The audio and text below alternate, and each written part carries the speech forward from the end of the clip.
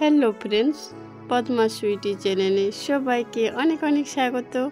আবারও চলে এলাম তোমাদের মাঝখানে কাল্লা ভরুয়া রেসিপি নিয়ে। তার জন্য দুটো আমি কাল্লা নিয়ে নিয়েছি এখানে, আর এখানে দেখো কড়াইয়ের মধ্যে আমি জল নিয়ে নিয়েছি, আর কাল্লাগুলোকে এখানে আমি সিদ্ধ করে নেব।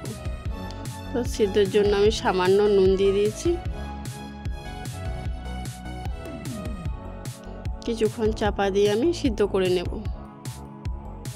তো আমি এখানে মশলা ব্যবহার করছি, দেখো তেঁতুল, পেঁয়াজ কুচি, আদা কুচি, রসুন, ধনা জিরা গোলকি, সামান্য কালো সরষে, দুটো কাঁচা লঙ্কা পেস্ট করে নেব।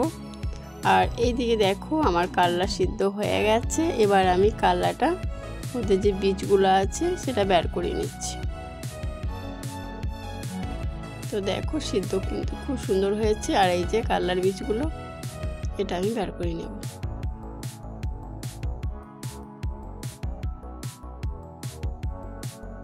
তো সেম আরেকটা তো আমি কাল্লার বীজগুলো বের করে নিয়েছি, দেখো। তো এবার আমি মশলাটা ভাজার জন্য চলে এলাম কড়াই নিয়ে। তো দেখো আমি সামান্য তেল দিয়ে দিয়েছি, সামান্য মৌরি দিয়ে দিয়েছি। কাল্লার বীজগুলো যে আমি বের করে রেখেছিলাম সেটাও আমি তেলের মধ্যে দিয়ে দিয়েছি।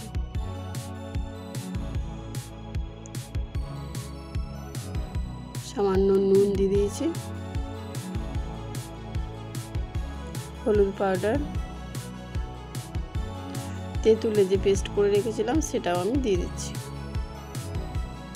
এবার আমি সবকটাকে হালকা আঁচে ভেজে নিচ্ছি। তো দেখো আমার ভাজা হয়ে গেছে।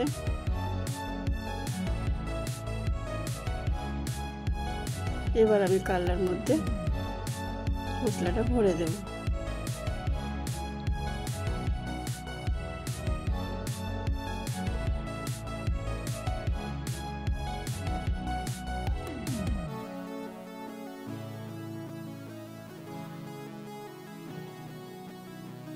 কি সুন্দর দেখাচ্ছে।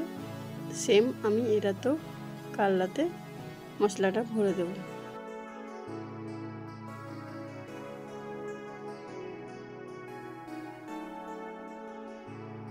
ভরা হয়ে গেছে।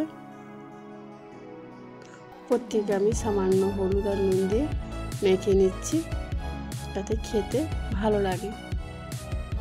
কারণ সিদ্ধ সময় নুন দেওয়া হয়েছিল, তারপরে তার নুন দেওয়া হয়নি উপরে। এখানে আমার কড়াইয়ে তেল গরম হয়ে গেছে। এবার আমি একটা করে করে দিয়ে দিচ্ছি।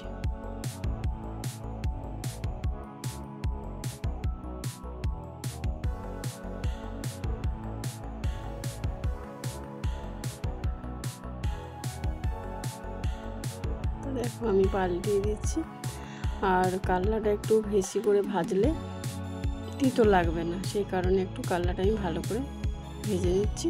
তো দেখো আমার ভাজা হয়ে গেছে। এই দেখো কি সুন্দর লাগছে না, একদম লোভনীয়, আর খেতেও খুব সুন্দর। গরম ভাতের সাথে অসাধারণ। তো ভিডিওটা ভালো লাগলে বন্ধুরা লাইক, শেয়ার, কমেন্ট অবশ্যই করবে। ততক্ষণ তোমরা ভালো থেকো, সুস্থ থেকো। নেক্সট ভিডিও আবার দেখা হবে। টাটা।